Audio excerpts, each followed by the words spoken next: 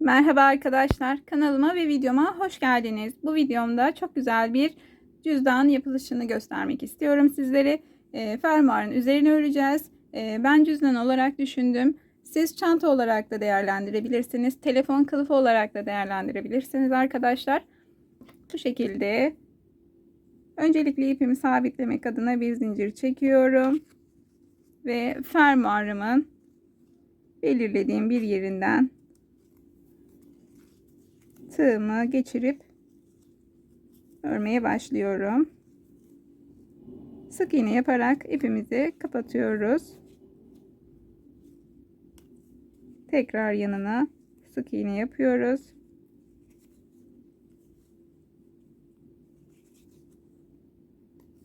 Yan yana sık iğneler yapacağız arkadaşlar. Bu sıranın başına gelene kadar sık iğne yaparak devam edebiliriz.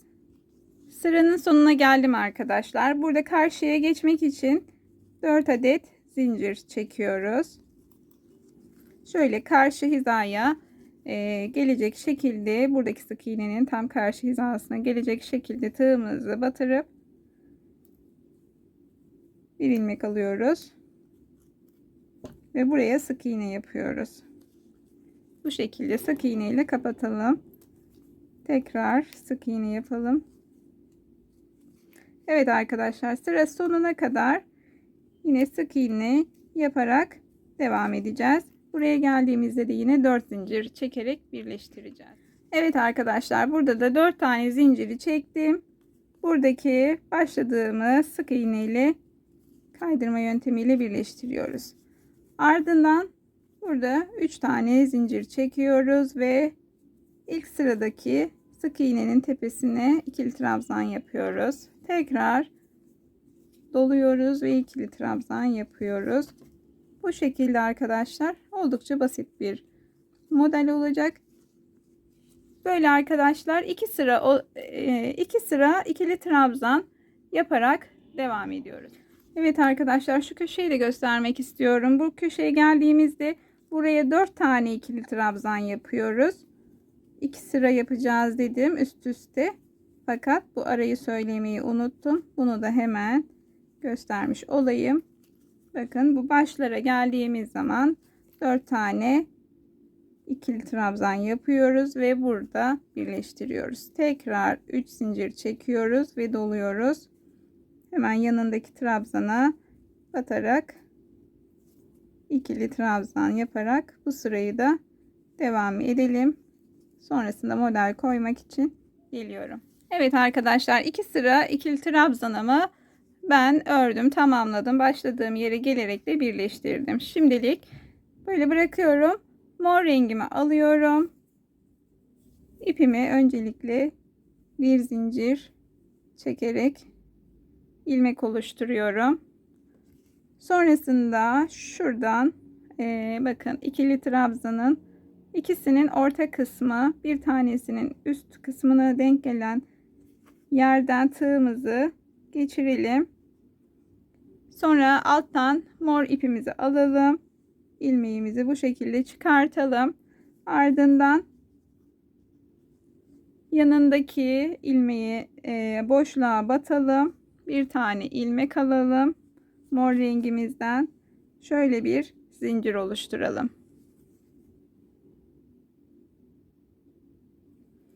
Tekrar yanındaki ikili trabzanın tepesindeki boşluğa batalım ve böyle bir zincir oluşturalım.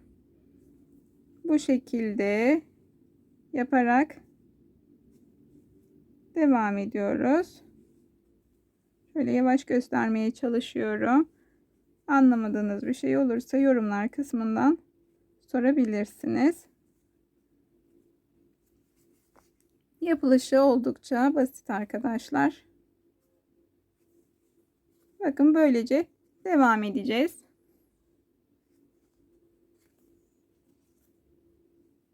Ben sıra sonuna kadar tamamlıyorum. Kamera arkasında sıra bitiminde görüşmek üzere. Evet arkadaşlar, son ilmeğe geldim. Son ilmeği kapatmak için şöyle arkasını da göstereyim sizlere. Nasıl göründüğünü görün. Şöyle dikiş gibi bir iz oluyor. Arkasında da kötü bir görüntü olmuyor. başladığım yerden iğnemi geçiriyorum. Sonra bu ilmeğin içinden geçireceğiz. Yine aynı şekilde yaparak zincir görüntüsü oluyor. Son olarak arkada ipimizi düğümleyeceğiz. Bu sırayı bu şekilde kapatabiliriz. Evet arkadaşlar, basit ve hoş bir model oldu. Şimdi burada tekrar 3 zincir çekiyoruz, doluyoruz ve ikili trabzan yapmaya devam ediyoruz. Bu sırayı da ikili trabzan yaparak devam edelim arkadaşlar. Evet arkadaşlar, bakın ben size göstermek için böyle tek tek yapıyorum. Siz tabi isterseniz tamamını ördükten sonra, istediğiniz boyuta getirdikten sonra da bu modeline yerleştirebilirsiniz. Ben şimdi lila kullanmak istiyorum. Yine bir tane zincir çekiyorum. Aynı şekilde başladığım hizadan şöyle tığımı bu sefer üst sıranın ikili trabzanından geçiriyorum ve ilmeğimi şöyle alıyorum. Sonrasında ilmeğimi tutuyorum ve bir sonraki delikten tığımı geçiriyorum. Bakın bu şekilde zincir yapıyorum. Sonra tekrar bir sonraki zincir boşluktan geçiriyorum ve zincir yapıyorum. Böylece sıra sonuna kadar arkadaşlar bu şekilde devam ediyorum. Umarım anlatabiliyorumdur. Yine de anlamadığınız bir şeyler olursa yorumlardan sorabilirsiniz. Instagram'dan da bana ulaşabilirsiniz. Bu şekilde arkadaşlar. Bu sırayı da ben tamamlayacağım ve istediğim boyuta gelene kadar kamera arkasında devam edeceğim arkadaşlar. Bitişi için görüşmek arkadaşlar üzere. Ben istediğim boyuta geldim. Bütün aralara da şeritlerini yaptım. Şimdi cüzdanımın boyutunu göstermek istiyorum sizlere.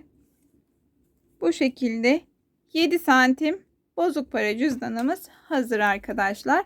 Şimdi birleştirmeyi göstereceğim. Fermuarını açıyorum. Arkasına döndürüyorum. Bakın şurası zaten birleşim noktası. İçeride kalacağı için çok da önemli değil arkadaşlar. Tığımızı alalım.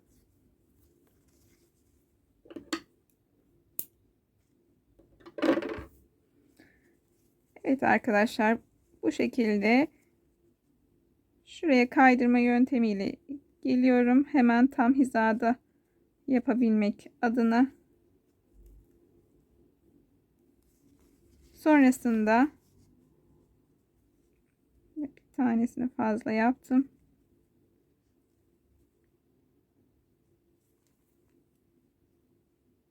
Ortalıyoruz arkadaşlar. Şuradan ben öncelikle karşıdan tığımı geçiriyorum. İlmeğimi bu tarafa alacağım. Ardından buradaki bütün ikili trabzanların tepesine batarak sık iğne yaparak bu sırayı kapatıyoruz arkadaşlar. Evet arkadaşlar, sık iğnemi ben tamamladım. Şöyle ipi de zaten yürüteceğim daha sonra. Hemen nasıl göründüğünü göstermek istiyorum. Çok güzel çantalar da olabilir. Yazlık çantalar olabilir. Farklı renklerde. Daha çok renkli de düşünebilirsiniz. Ya da tek renk de düşünebilirsiniz şeriti arkadaşlar. Tamamen zevkinize kalmış bir şey. Beni buraya kadar izlediğiniz için hepinize çok teşekkür ediyorum. Videomu beğenip kanalıma abone olursanız sevinirim. Hoşça kalın.